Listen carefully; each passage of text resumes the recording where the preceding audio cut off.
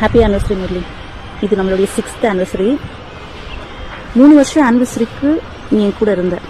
ஆனால் எங்களுக்கு போய் இது 3வது ஆனிவர்சரி. எல்லோரும் கல்யாண நாள்னா கோவிலுக்கு பூ பொட்டு கற்பூர ஊதுபத்தி வாங்கிட்டு போவாங்க.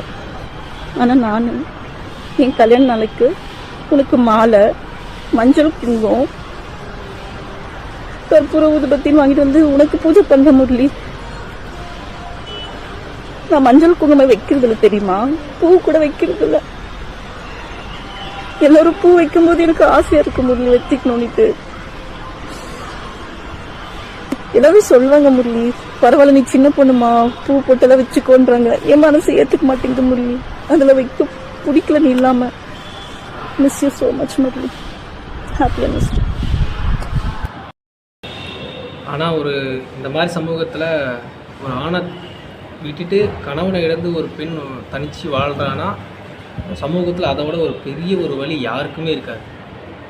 அப்பேற்பட்ட ஒரு வழி மன ரீதியாக, உடல் ரீதியாக, இந்த சமூக ரீதியாக நிறைய பிரச்சனை வரும். இந்த பிரச்சனையெல்லாம் தாங்கிக்கிட்டு ஒரு பெண் இந்த வழியெல்லாம் தாங்கிக்கிட்டு தன்னுடைய பசங்களை வளர்க்கும்போது இருக்கிற கஷ்டம்தான் மிகப்பெரிய கஷ்டம்.